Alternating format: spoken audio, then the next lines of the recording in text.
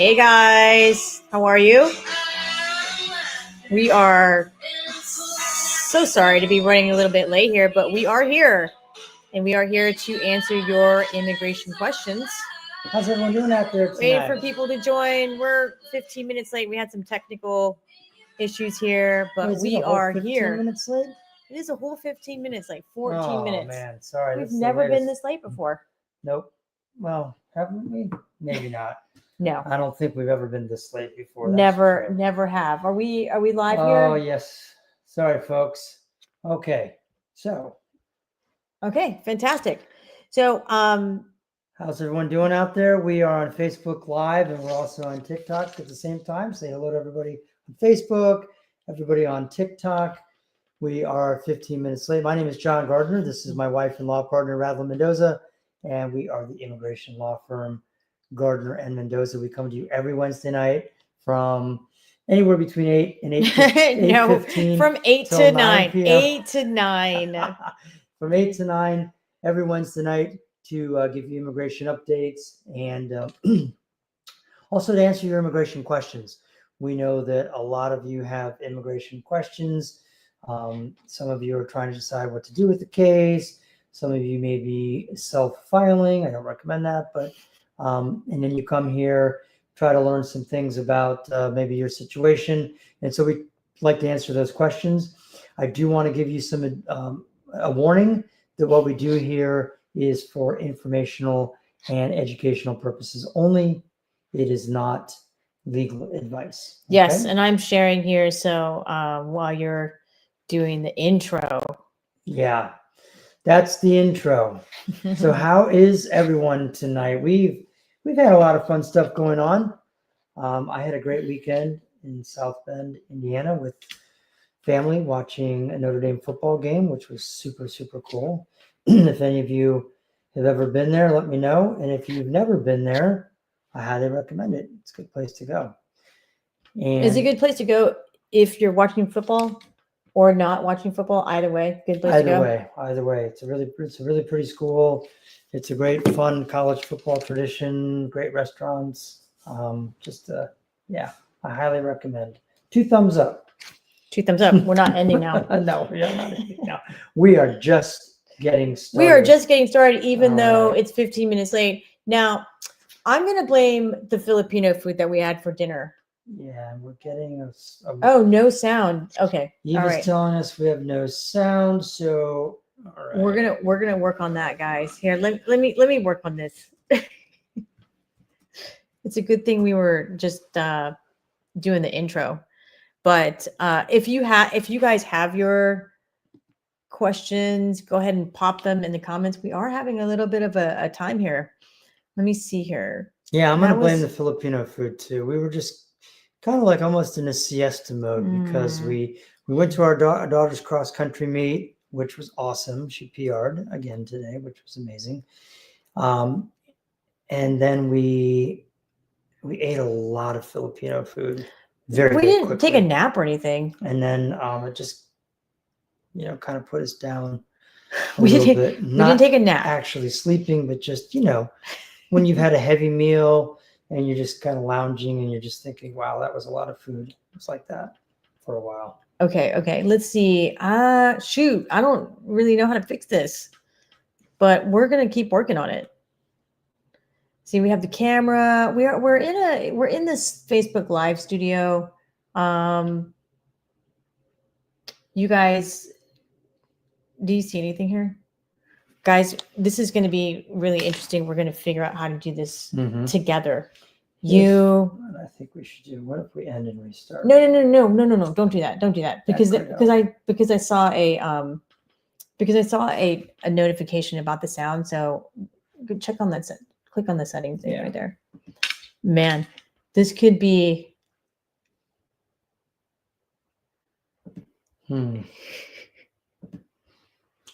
Yeah, this is okay. Don't worry. Over here, how about we have the camera settings.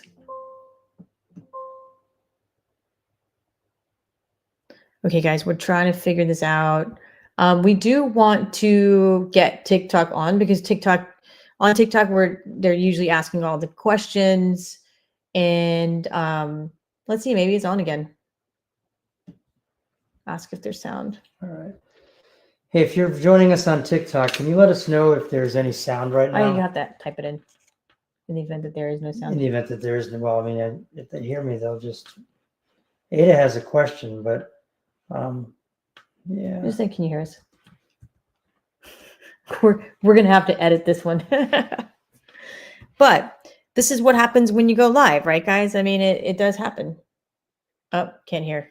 Okay, we're gonna fix this here. This is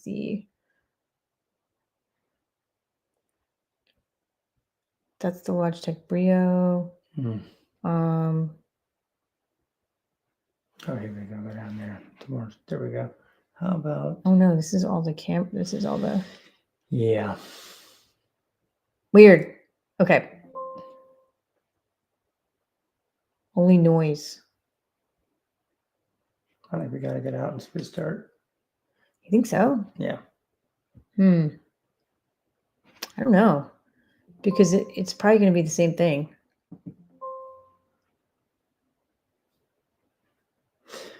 Well, if you're joining us on Facebook and you have a question, make sure that you go ahead and get your question in there. Yeah, this is. We could go old school. Okay. While John is pushing buttons over there,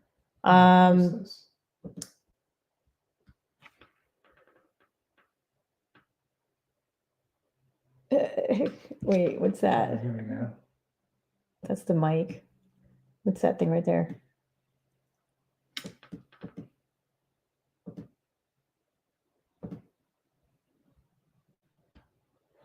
Okay, Okay. A couple of people here on Facebook. We are trying to figure out our sound. Mm-hmm. Sorry, folks. This is a disaster. It's not a disaster. It is a disaster. Why is it a disaster? I mean, disaster is like the Titanic. Look, right? Eva said maybe restart.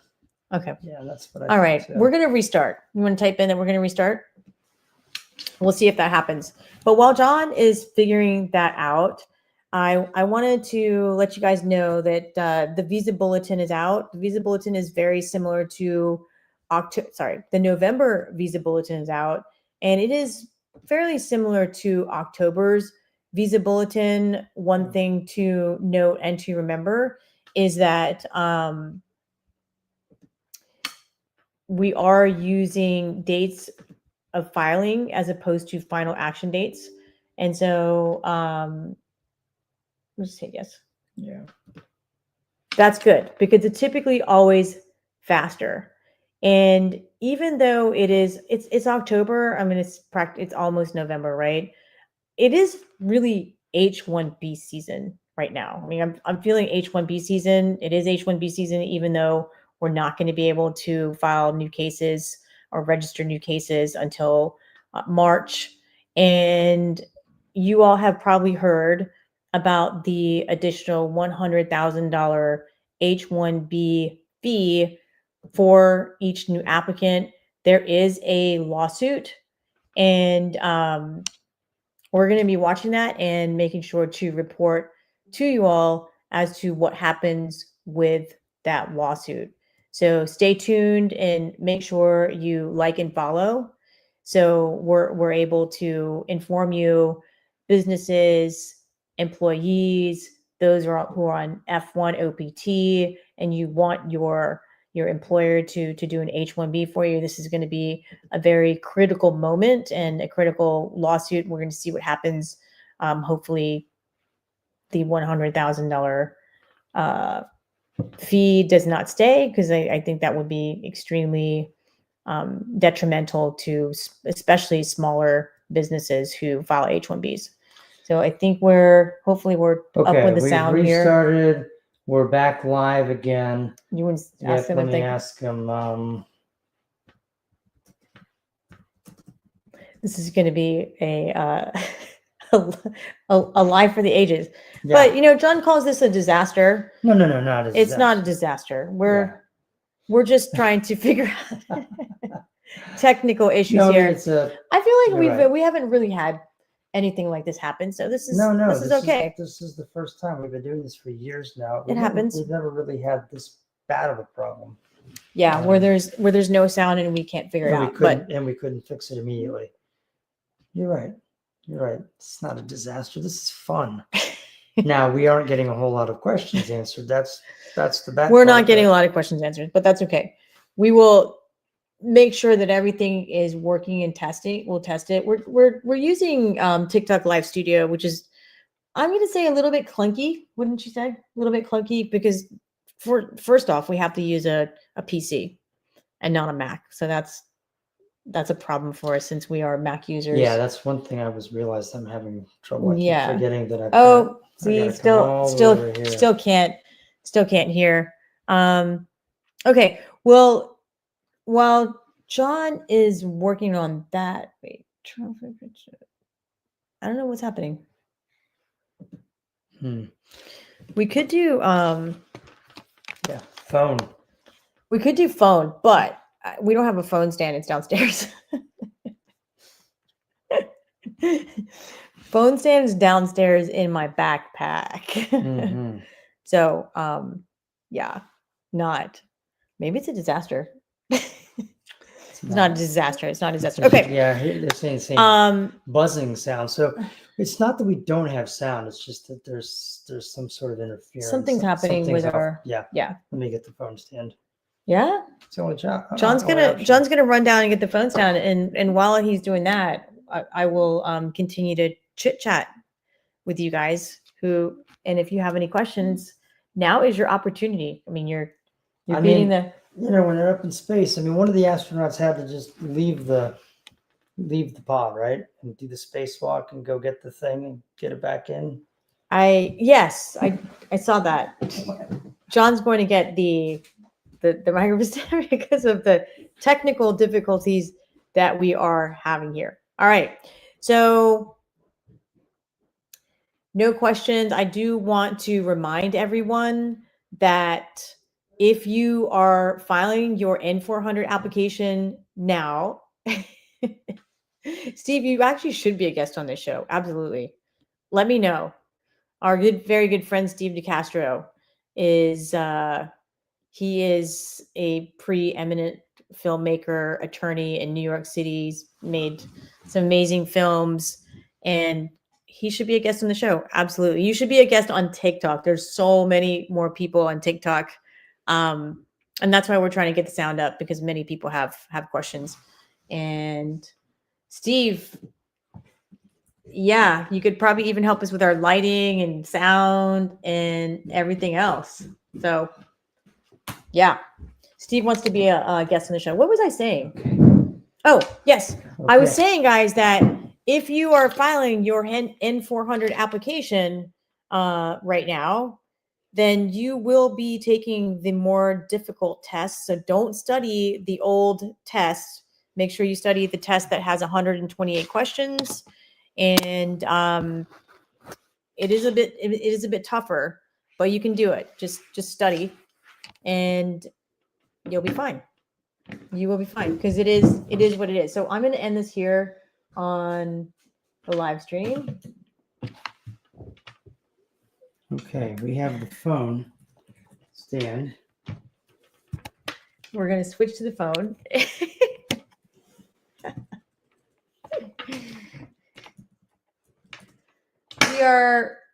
Are we calm though? I mean, we're calm. Mm-hmm. It's just us, guys. It's just us. What are you going to do? These things happen.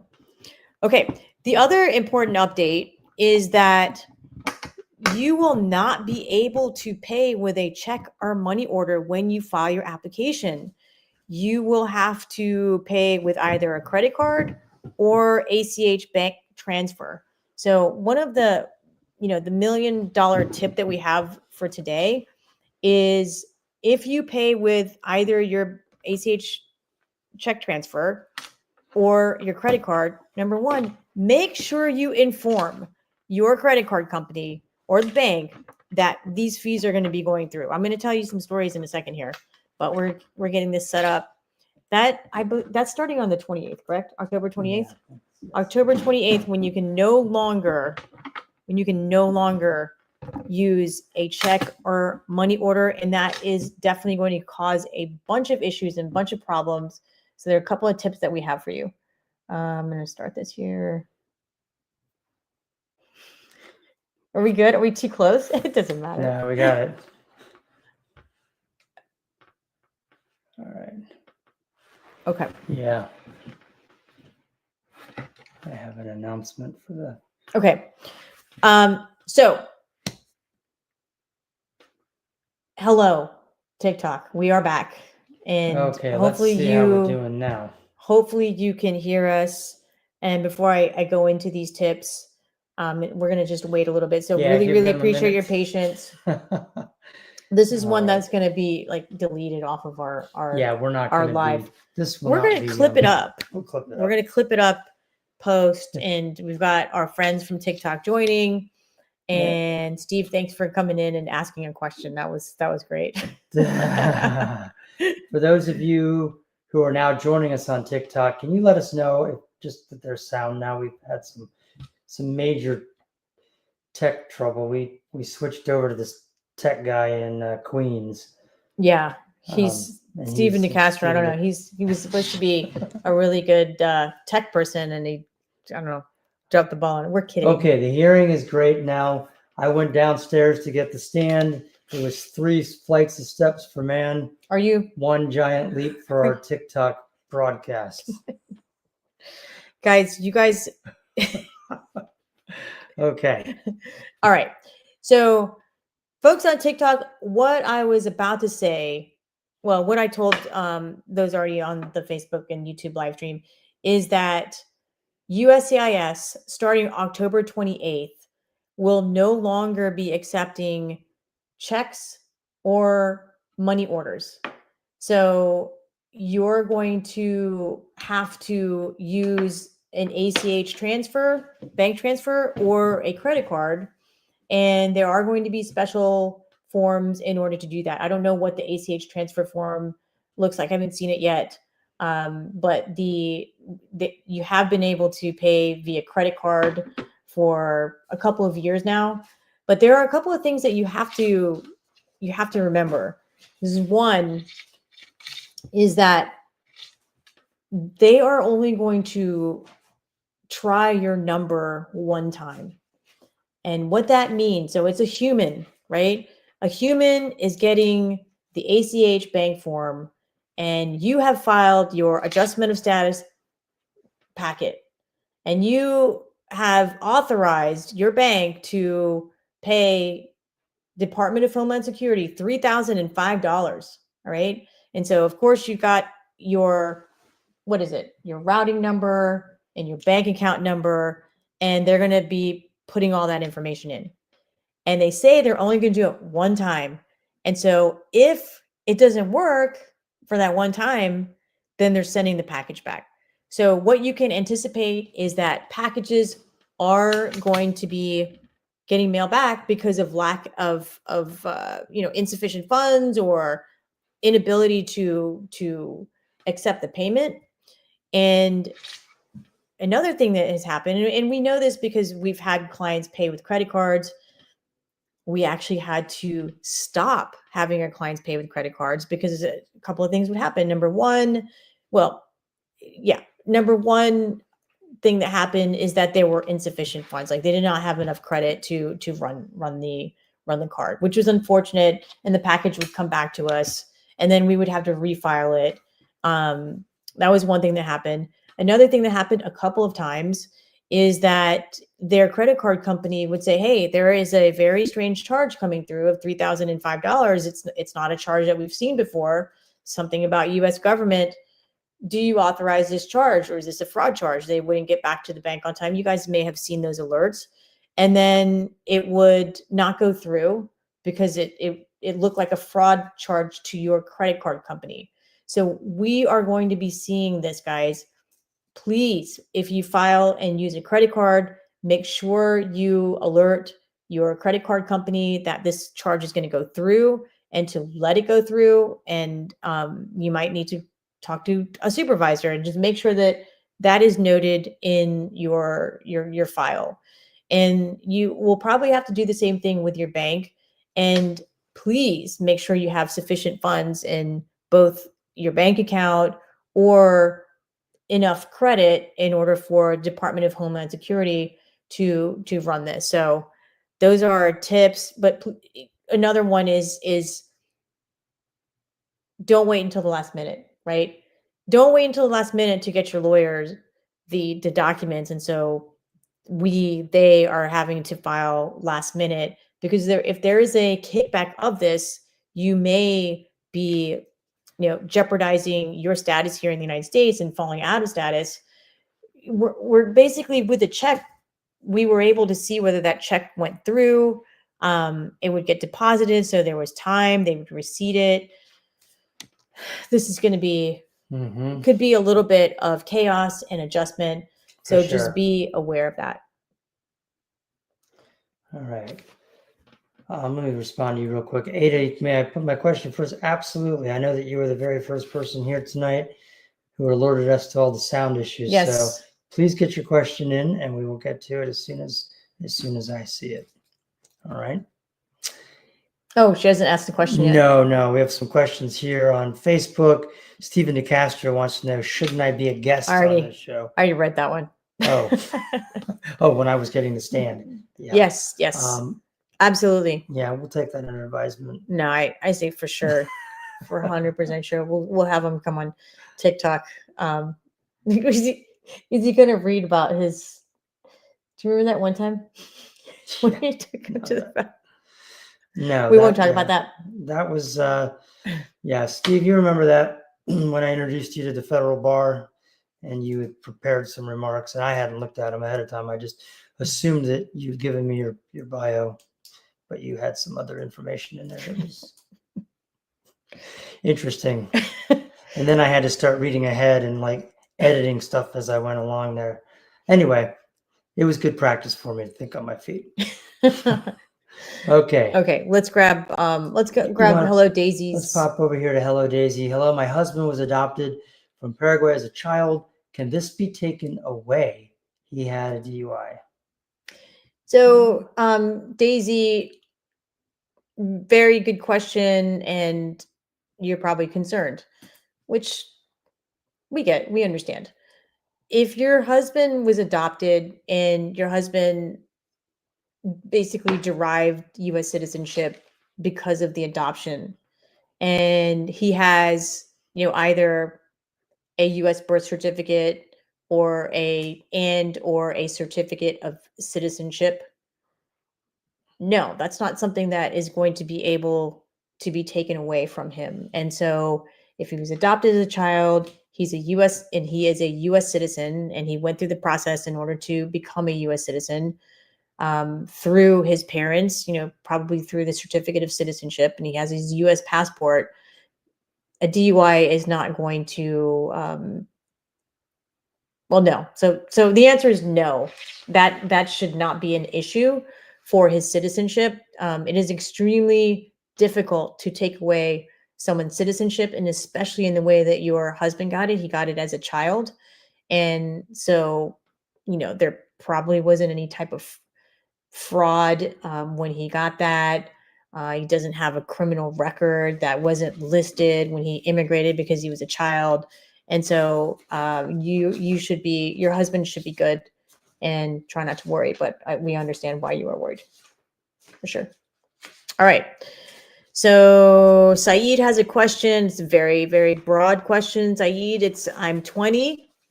To be 20. I graduated this year. Can you tell me, please, the best way to immigrate to the United States? Ooh, that's a big loaded question. I mean, there are several ways. I'm going to just speak generally about a couple of ways that a person can immigrate to the United States. One, if you have family members who are in the United States, they may be able to petition for you, and you can immigrate through family. Secondly, and this is very broad, guys, I'm not going to get into all the different categories. But secondly, there's employment, where a company can file either an H-1B for you or a perm labor certification application in order for you to immigrate to the United States. And on an H-1B, you'd be a non-immigrant. And there are other categories as well. There is the H-3, which is the trainee visa.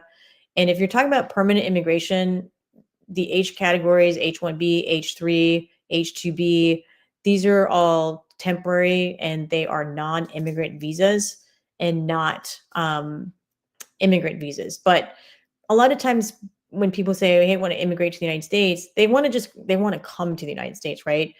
When, as an immigration lawyer, when I think immigrate, I think permanent, I think green card, lawful permanent residency. I understand that some, that's a nuanced term, but there's also, you could potentially invest in the United States on an E2.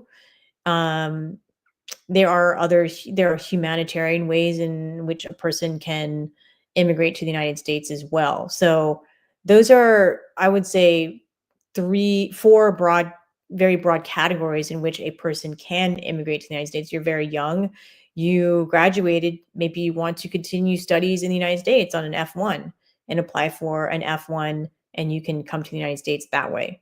So hopefully that helps. Again, I know that it's really general, but it's a very general question, and that's a very general answer. Yeah. Yeah, you may want to come visit first, make sure you like it. Right. And depending on your circumstances, it can be easy to visit or it can be difficult to visit. And also depending on your country. You're young, you just graduated, you're probably unmarried. If you don't have strong ties to your country, it would be difficult to get a B1, B2 visa to come visit, but not impossible. Again, we don't know what your circumstances are. And we don't know where you're right now, which makes a difference as well. Okay. Swifty13 over here on TikTok wants to know what to expect on my interview. Stepdad, I think that's it. This type. Stepdad, I was 15 years old with 245I. I'm scared. Okay. So Swifty13, we're also Taylor Swift fans. We have a couple of concert t-shirts. But 245I, we remember it all too well. Yeah, that's a good one. Yeah. That is a good one. Yeah, this administration is really shake it off. Shake it off. All right, we'll stop with the Taylor Swift songs. So the question, you were 15 years old, your stepdad filed a petition for you under 245I. I'm going to assume that you are adjusting in a different way. Maybe you are married to a U.S. citizen and you're adjusting through your U.S. citizen spouse and you have an interview coming up. Or maybe you're doing a 245I interview and it's just come up. I don't know how old you are now. So let's assume the latter. Okay, let's assume, I don't know. Okay, let's just assume that. Let's just assume that I'm just kind of like trying to work out the time, and you would be 245I, needed to have filed that petition on or before April 30th of 2001.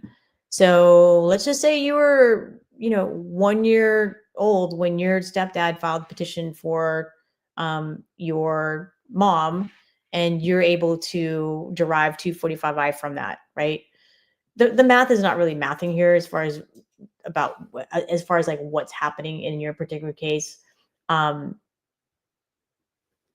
So number one, if it's an adjustment of status interview, I would highly recommend that you make sure you answer no to all the questions on the 485, the adjustment of status application. Like if you answer yes for any of those questions, you are going to have to answer yes to some of those questions, right? Out of status, maybe worked without authorization. So if you do have to answer yes on some of those questions, number one, it depends on what the questions are that you're answering yes to and why, right? So if it's working without authorization and you're the immediate relative, you should be okay. But if there are other things like, if you've been charged with anything, you want to make sure that you have certified dispositions for that. And you also want to make sure that you have all of your civil documents in order, right? And to know what happened in your immigration case and your immigration history. So you were a minor. when you were able to benefit from 245I, but that doesn't mean that you shouldn't know what happened in your immigration case. So, yeah, there you go. I had a time limit on my TikTok because it's addictive and I have to cut myself off. All right. So if you Swift T13, if you don't have an immigration attorney, I highly recommend that you have an immigration lawyer go with you to your interview. I mean, you said you're scared, right? And I think that a lot of people are scared when they go to their immigration interviews, just generally. That's normal to be nervous, right? To be scared, it's not normal to feel scared when you go to your immigration interview. And I really think that you should hire an immigration attorney to go with you and to help you get prepared. So let's just say that more on the high side. Well, I don't know. Everybody charges different, right? But let's just say they charge you $3,500 to go to this immigration interview. Okay. And you might be saying, gosh, I don't have $35. I spent all of my money on Taylor Swift tickets, right? On the Era Tour. Find the money to hire an attorney to go with you. You will not be scared. Your attorney, your immigration lawyer will prepare you for that interview. Your immigration attorney will make sure that you should go to that interview, right? And who you should go to that interview with and what you should bring to that interview. So this is not just for Swifty 13. We're talking to everyone out there who has an immigration interview. You're not just nervous, you're scared. You're scared because you've been on social media too much. You've been watching too much news. You've been seeing what's been going on. You've been seeing people go to their interviews. They thought everything was fine. And lo and behold, when they were a minor, mom got deported and so did they. And now they have a final order of removal. So Swifty 13, I'm feeling for you, Swifty 13, because we have daughters who love Taylor Swift. We've been to many Taylor Swift concerts. And you know, you're just like them. And I'm sorry that you're scared, but don't be scared, be prepared and go with an immigration attorney. Guys, I know we spent a lot of time answering Swifty 13's question, but it's important. It's so important.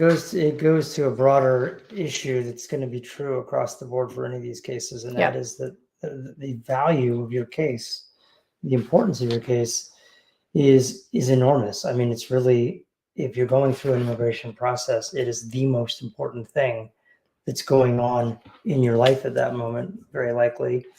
And so you should give it the seriousness and attention it deserves. I mean, this is your entire life on the line that you're talking about when you are filing an immigration case. That's not a place to be just trying to do some Google searches and work on the form here and there when you get home from work.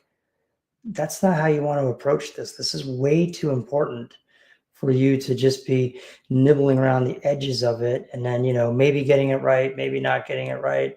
What's the big deal? I mean, if the whole thing doesn't work out, the worst that happens is, oh, I'm separated from my family forever. Yeah. That's a pretty bad consequence, in my opinion. Absolutely. And so, and if she's, yeah, if I have that much on the line, I'm gonna, as our daughters say, I'm gonna lock in, and take it seriously. Do the research, but the research shouldn't be about the immigration law that you're working on. The research should be finding a good immigration lawyer to represent you and make sure that the case is done properly. I'm sorry, go ahead. Oh, no. You're absolutely right.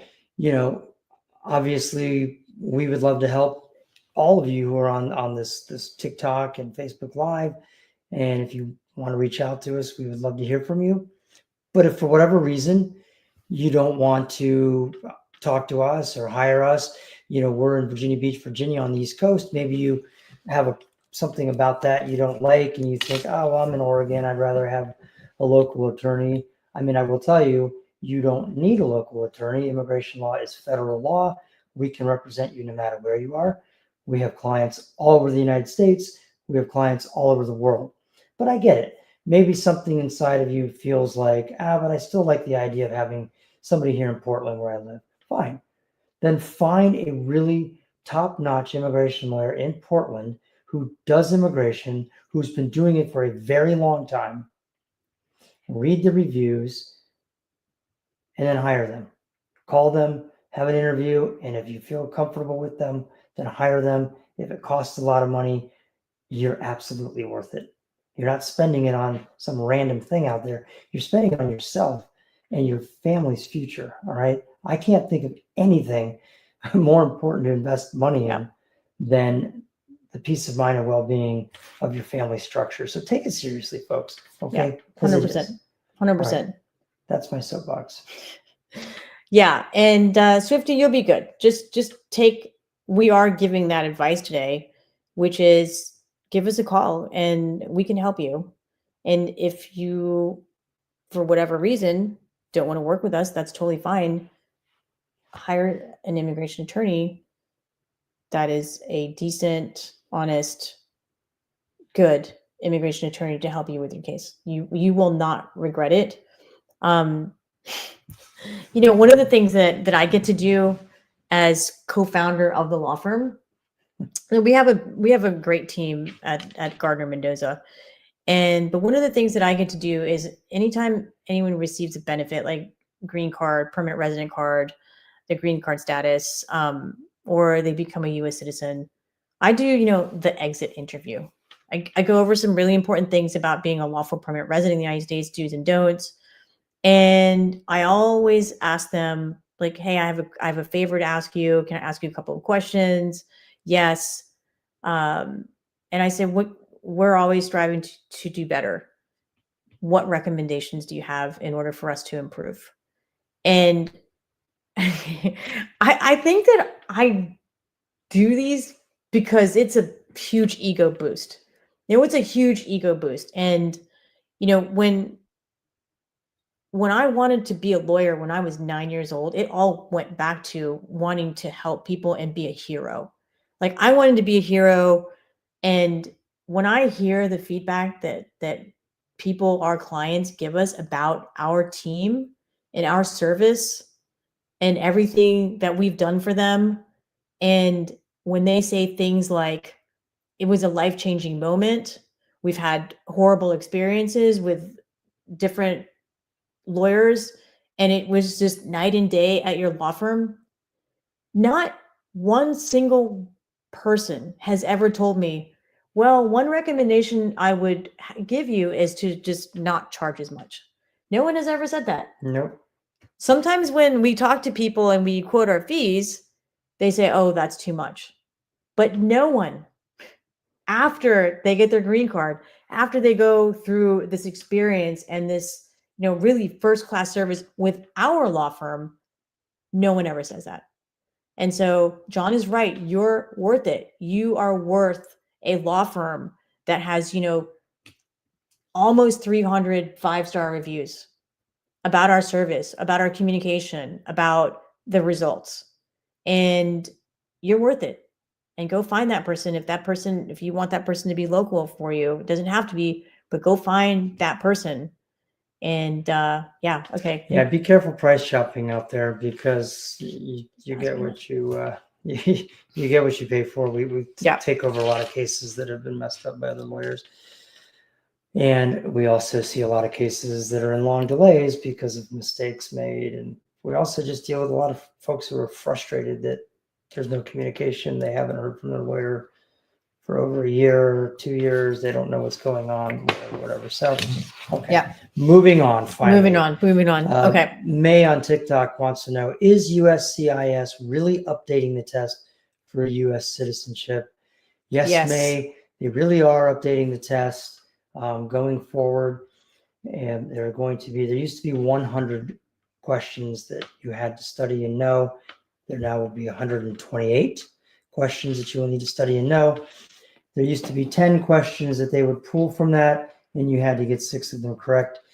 There now will be 20 questions, and you will need to get 12 of them correct. So, yep, harder test. It is changing. They also are in the process of sort of changing the nature of the questions, trying to move away from questions that you can maybe memorize a very easy answer, and they're trying to move toward questions that show a deeper understanding of the question itself. So, yeah, I mean, I know that all of you can still pass it, but yeah, it's more questions, more things you need to know, and you're going to need to know it a little bit better. I will tell you that we we do full prep in addition to the entire naturalization case. The final thing that we do is a full prep for the interview, so that if you work with us and you go to your naturalization citizenship interview, you will already have done a mock interview with us, and so we will know. And we're not going to let you go in there unprepared. Promise. Yep, absolutely. All right. All right. WePool says, do we do EB1A? Yes, we do. WePool, we do. Give us a call. Give us a call. 757-464-9224. 757-464-9224. And you can also click on the profile and put your information in, and we'll get back with you. All right, let's get some more questions. Anything over here on Facebook? No, it's quiet here tonight. Okay. Renella says you guys sound great. Thank you so much. Okay, sorry, I had to scroll back down here because we had a lot of questions. If I have an I-130 and a 601A approved, can I still get detained? I have no record. Yes, unfortunately, a person with an approved I-130 and approved 601A, unfortunately, can still get detained, even if they don't have a record. We know for a fact that the majority now of people who are detained by ICE do not have a criminal record history. And USCIS has put out, I believe it was maybe about a month ago, a memo that just because you have an approved I-130 petition does not give you status. And when we file an I-130 petition and a 601A, we tell people that you do not have status until you go to your interview and you come back with that immigrant visa and enter the United States as a lawful permanent resident of the United States. Unfortunately, that has been the case this whole time with provisional waivers. But, there's prosecutorial discretion with regard to how people in the waiver process have been treated up until now. Knock on wood, we don't have any. We have many waiver clients, 601A waiver clients, stateside waiver clients, and they're still here and they're still waiting for that process. It's very unfortunate that there is this process and this lawful route to become a lawful permanent resident, but there is that threat, and it seems like every day it's more and more of a reality for so many people that even though you have and you are in these processes, you can still get detained. So, my recommendation to you and for those who are in this situation is, to be prepared for it, for the worst case scenario, and again, to make sure you have all of your documents and your family knows where all of your documents are, and you have an attorney. Make sure that I saw somewhere that the first person you should call is not your lawyer, because they're probably not going to answer, right? The first person you should call if you do get detained is a family member who you know is going to answer. And we do have those family members who answer the phone, who don't answer the phone, and just have that communication ahead of time. Look, if anything happens, I'm going to call you, and please answer my phone call. Please answer the call. And that family member is going to call your lawyer's office. And I thought that was really excellent, solid advice, because lawyers have answering services. Some attorneys are in court, some attorneys, and we meet with clients, so we're not always accessible. And so family member is the first person you should call, family member who's going to answer your phone. But best advice that we can give you today is just to be prepared for worst case scenario, unfortunately, and have everything in place, and make sure all of your documents are in order. If there has to be, your lawyer may seek bond with ICE. I mean, ICE may deny the bond. Your lawyer then may file a habeas petition with federal court in order for you to be released. So there are some things that can happen for you if you were to be detained. Great question, though. Yeah, absolutely. And if this is something that you're concerned about, I would highly recommend that you have some information all put together. I mean, we do this, we offer this service, and you can call us if you want us to help you with it, or you can try to do it yourself or work with a friend or whatever. But it's a good idea to have a power of attorney in place. You can create a power of attorney that only gets triggered upon a specified thing happening. In this case, you would specify that in the event that you get detained, this would trigger a power of attorney, which will then give this, whoever you've designated as your agent, the ability to do things on your behalf. It also is a good idea to have, basically a list of important information so that whoever it is that's in charge, if you're detained, knows who they should be calling, who they should be working with. You can also have a temporary custody. It's not a final custody order by any stretch, but you can do the same thing. You can have a legal document that triggers in the event that you are detained. You're making it known that your wish is that your kids will be in the custody of this person, until your case is over or until some certain future thing happens. And then with that, you provide that person again with the names of their schools, their teachers, their doctors, any prescriptions they have, all the important things that they need, so that they're not just like flying in the dark trying to figure out what to do. Lay it all out in advance. Again, this is a service we provide to our clients and people that contact our office. We'd be happy to help you with this as well. If that's something you want to do, just let us know. All right.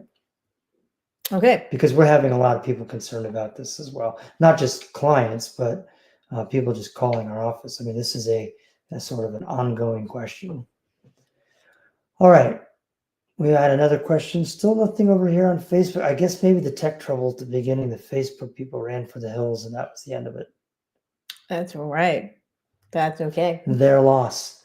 That just means more questions for TikTok. Okay. AS on TikTok wants to know, USCIS is asking for evidence of lawful admission to the US, and I lost my passport and visa. What can I do? What this question is telling me is that AS, you filed something and you may have filed an adjustment of status application and you didn't have the evidence already, right? Like you didn't have the proof of admission. Of course, that's what they're asking for. And guys, just again, to highlight, no good immigration attorney would file an I-45 without proof of entry. All right, let me answer the question for AS. You can get what they're looking for your I-94, right? Your record of entry. And there is a way to file for a new I-94. It's you can replace your I-94 with the I-102 form. And typically you only have 87 days to do a request for evidence. And sometimes what we do is we will maybe, we would not do this now. we wouldn't do this now, but we have done this before where we have prepared the I-102, we have filed the I-102, and we will still submit the green card application, but with the application that we filed to show that we filed it in the receipt if we had enough time to do it. And sometimes it's old, right? Sometimes I-94 is old and the entry record is old. So we've had to have affidavits of family members or friends who may have come on that trip to the United States with you, what seat you were sitting in, your plane tickets. And this is all to get your I-94 replaced. This is not for your I-45. They're not going to accept any of that stuff. So hopefully that helps. That was $1 million tip. Yeah, and when it comes to evidence, that's and yeah, for all kinds of cases, we have a lot of tricks and we have a lot of experience, and we're very clever about thinking about how can we show X or Y or Z. It becomes kind of a fun puzzle. That's right. So AS, we can assist you with that. Feel free to give us a call. We can absolutely help you with getting a replacement I-94. Okay. Manny 361 wants to know, how long is the adjustment of status taken currently inside the United States? So every single field office has different timeframes, but I'm going to say, and they're not right now. When you look at how long it's going to take, say for where we are in Norfolk, the Norfolk office is taking it. I believe it says 17 months to do an adjustment of status. That's not correct. It's shorter than that. So I'm gonna just say 6 to 8 months. Right now, about 6 to 8 months.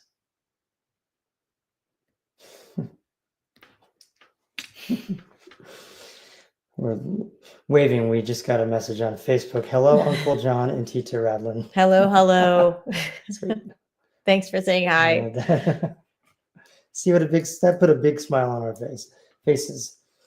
Okay, Rod the Pod wants to know, have you seen an N600 case be won by secondary evidence and 3 strong affidavits?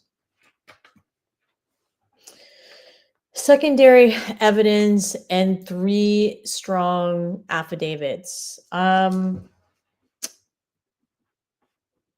don't know. I can't necessarily say that I have seen that. I mean, I think that it would depend on what it actually is. What is the secondary evidence that you're providing? It's not. It depends on the quality of the affidavits. It depends on the quality of the secondary evidence. Okay. All right, and hello Daisy, who was at the very beginning, very top of the time, said thank you so much. What a relief. That's great. And Ada, who was our very first person. Yes, she was. Yes. I feel bad about that. She's probably not even here anymore. Ada's got the question here now. No, here it is. Green card. She might be gone though. Oh, well, yeah, that's a good point. Green card, 40-year criminal record. 30 years ago, I want to travel international, I'm afraid. Yeah. So it sounds like a green card holder for 40 years has a criminal record 30 years ago and now wants to travel. Yeah, it's a legitimate concern, Ada, for sure. For sure. Yeah. Here's the problem. The problem is there are, we would need to know more about what the conviction was for, what the result was. But if you do have a criminal record, all of you listening, if you have a criminal record, you're a permanent resident, be super careful traveling internationally, because there are certain crimes, certain convictions that will make you inadmissible to the United States upon your return. So once you leave and then you're coming back in and you're knocking on the door to come in, you may not be allowed back in, and it will be because of this criminal record that you have. And it may not be something that makes you removable right now, but it will make you inadmissible. So my advice, Ada, would be call us. You guessed it. Call us so that we can do a deep dive into figuring out exactly what was the criminal conviction. and what was it? What was the crime? What was it for? What was the sentence that you received? These are all things that are important in analyzing what our advice would be to you about the travel. Yeah, and another point is that let us look at your case to see if you're eligible for naturalization. Yeah. Like just because you have a criminal conviction from 30 years ago, it's the only thing that you have. You're a person of good moral character. Otherwise, within the past 5 years, all your neighbors like you with this holistic approach.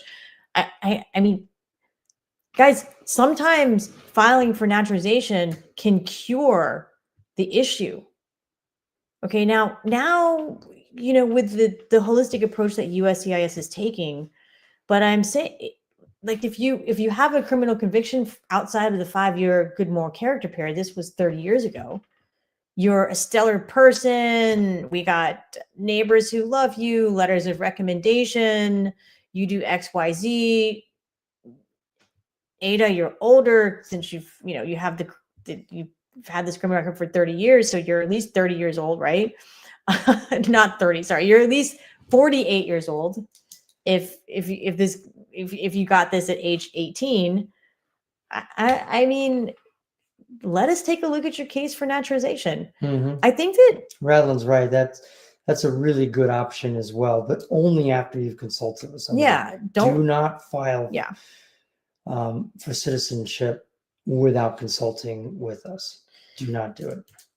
And I have seen cases where the applicant, my client, they had something from 30 years ago, right?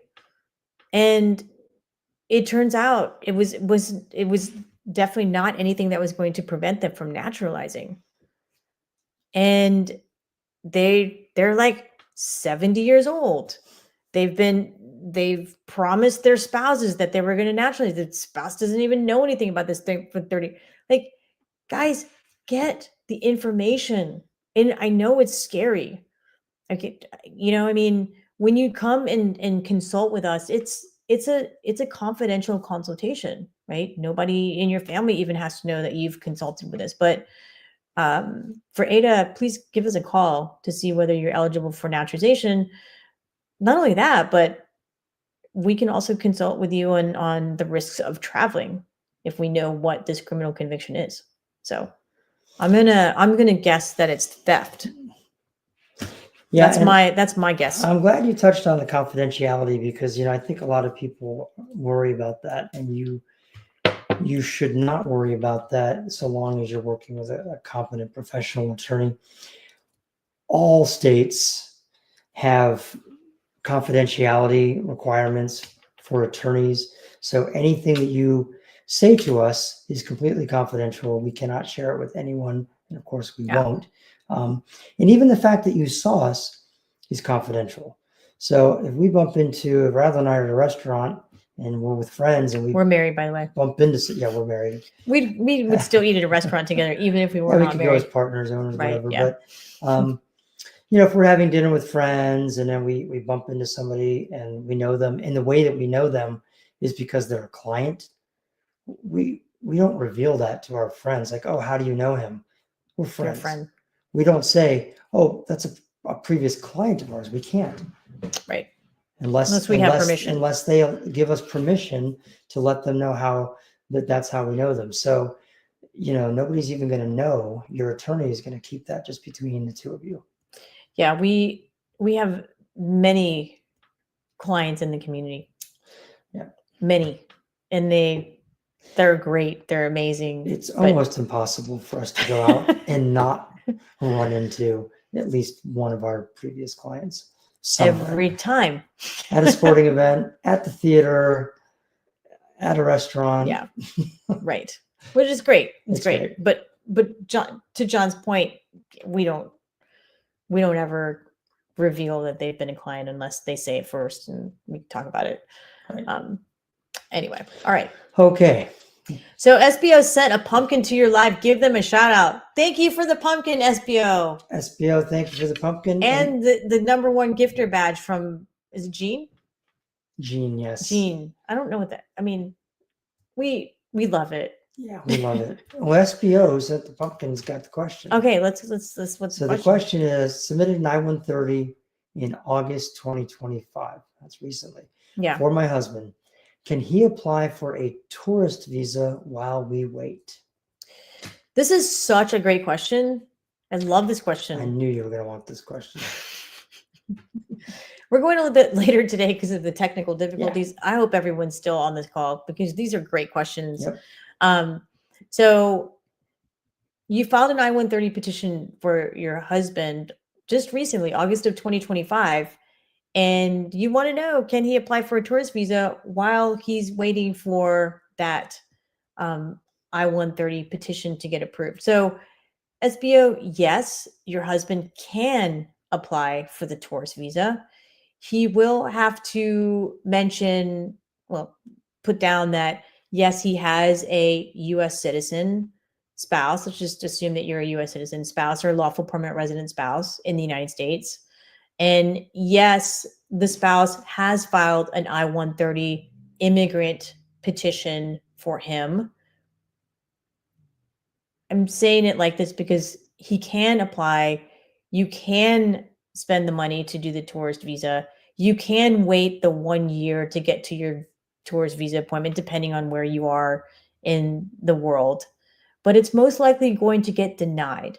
And the reason is because he has an immigrant visa petition pending, right? You've already filed your I-130 petition, which is going to lead to the National Visa Center, which is going to lead to his immigrant visa at the U.S. Embassy, wherever whatever country he's in.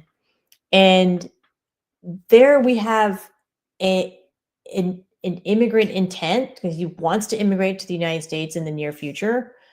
And then we have a non-immigrant visa that he's applying for where he's saying, hey, no. I have really strong ties to my country. I'm going to go back to my country. I'm not going to stay in the United States when I go on this tourist visa. But then you've got this I-130 petition over here that's going to get approved and you're going to go through this process. And so he's got dual intent, and that is impermissible on a B1, B2 tourist visa. So yes, you can apply. Will he get approved for it? Probably not once it is revealed, and it absolutely has to be revealed unless you don't want him to get that immigrant visa. It has to be revealed that he does have a pending I-130 petition filed by his U.S. citizen or lawful permanent resident spouse. And then it's going to be like, you're not going to get the visa. Right. Now, I could be wrong, but I'm probably not wrong. It reminds me of the professor in Jurassic Park who said, just because you can doesn't mean you should. That's right.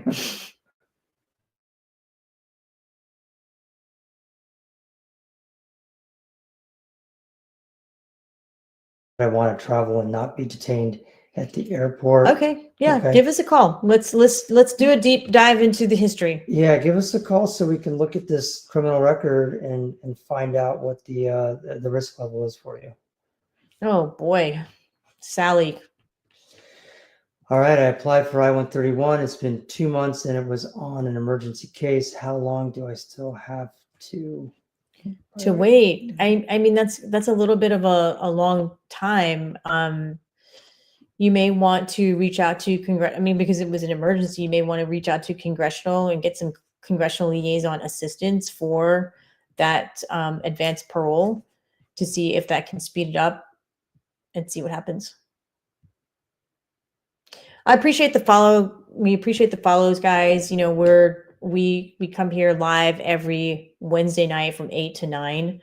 And please follow us so you can get alerts when we're here, and you can come and ask your immigration questions and learn a little bit about immigration. Yeah, and we don't have questions on Facebook Live, but we have another comment. We have blessings. Thank you. Thank you. We'll take that always. Absolutely. I was feeling pretty safe on my flight to South Bend because I was sitting next to the second in command priest from Notre Dame. So I was really relaxed on the flight. I was just kind of chilling. You're a believer. Okay, let's see here. Hello, we migrated here in the U.S. 2016 F3 category. My brothers were originally a part of the petition, but they overaged. Okay. That's So, brothers aged out for F3. F3 are the married sons and daughters of, oh, her brother. I see. Okay. Got it. So if your brother, your sibling aged out and your oh, parent. here's the specific question. I'm Okay. sorry. She wants to know, do they fall under the Child Status Protection Act, or do we have to refile a whole new petition? Okay, whether they file under the Child Status Protection Act is a calculation, and I wouldn't be able to answer that question without looking at documents and doing that analysis. So, Monica, feel free to give us a call. We do a lot of CSPA cases and calculate that for you. But if they are not eligible under the Child Status Protection Act, then your parents would immediately file LPR, a 130 petition for your brothers, assuming they're unmarried. Okay, it's All right. 9:20. Can we take one more? Yes. All right. Fight for Human Decency wants to know, we are waiting for our appointment at Ciudad Juarez. We have a waiver, but will they honor it to come back? So they better. They better, because if they don't, then our provisional waiver clients are all in trouble. But let's take it. There's another analysis here. So provisional waiver, it waives unlawful. The only thing it waives is unlawful presence in the United States. Okay, so it's a stateside waiver. It waives your unlawful presence in the United States. So when you go to your visa interview, your unlawful presence is waived. Yes, you can get this visa. If the only thing that you have that makes you inadmissible to the United States is your unlawful presence, then yes, you will be given that immigrant visa. But there are things that can happen, right? You can go get your medical done, and God forbid you have TB, and you have to treat it for several months before you can get that immigrant visa. Maybe you had multiple entries, and you're subject to the permanent bar. The unlawful presence waiver does not waive multiple unlawful entries into the United States. So you have to ask yourself these questions to make sure that, hey, okay, I get it that I'm good as far as unlawful presence in the United States, but am I okay? And you have an attorney, I'm sure of it, right? Your attorney is going to do this analysis and make sure that you're going to still be able to come back, even though you may have even though you have this unlawful presence. So there's a case that I don't know what ultimately happened to it, but this woman, same thing. She had her husband had the 601A waiver. He went to his interview, but he had a bunch of tattoos, and the civil surgeon and the consular office, they all said that they were gang related tattoos, and so he was not able to come back because they believe that he's a part of a gang because of his tattoos. So she's still fighting this. And I think it may have gone pretty high up. I have to see what happened to it. So those are other things to think about, other things that can make you inadmissible if you have a crime, for example. Crime 601A does not waive that. So if you're talking about all you have is unlawful presence and you have a 601A waiver, you have a bona fide marriage and relationship, everything else is good, you should be fine to come back. So good luck. All right. Mm-hmm. Last question. Yes, sure. Last question. Boy, Last we're- question. yeah, Last question. This is it. Lust for love. Listen, we were here at 9. We just couldn't get things going until 9:15. Yeah. Okay, Lust for love. You're the last one tonight. Lust for love says, "Good night, ma'am and sir. Can O1 and O2 visa travel to Guyana and back to the U.S.?" So, look, Lust for love. Generally speaking, yes, you should be able to do that. But I don't know. I haven't looked at your visa. I don't know what your I-94 says. I don't know if you're still working. I don't know if you're still working for the place that petitioned you for the O1, O2 visa. I can't answer the travel question. We really don't answer travel questions here, because what if I said yes, but I didn't know?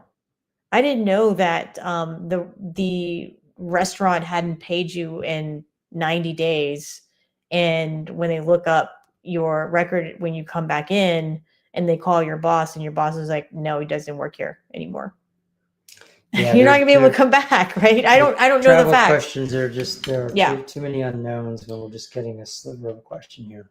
And that's, again, these are hypotheticals. These are hypotheticals that we make up in our minds. That's what we do. And we're lawyers, right? We have to look at every single contingency. And without talking to you as a client, we're not going to be able to advise you on that and just make sure that it's okay. So the O1, O2, this is a petition that's filed by your employer.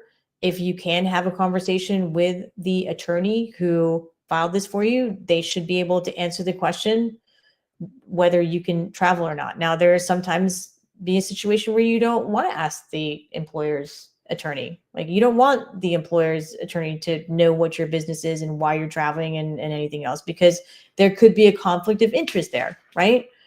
So sometimes it's worth it to get your own independent attorney if you don't want to, for whatever reason, and there are a lot of reasons that you don't want to talk to your boss's attorney. All right. Call us. That is a call us, Lester Love. Mm-hmm. We would love to talk to you. Okay.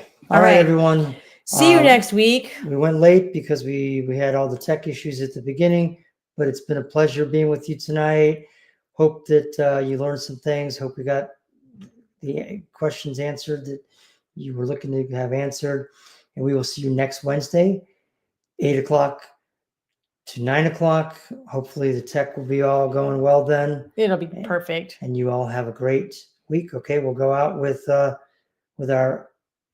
out bumper song. Yeah, our daughter's song. Bye, guys. Bye, guys. Like and follow. Thank you so much. Thumbs Amazing. up, everyone. Have a great night and the rest of your week, all right? Bye.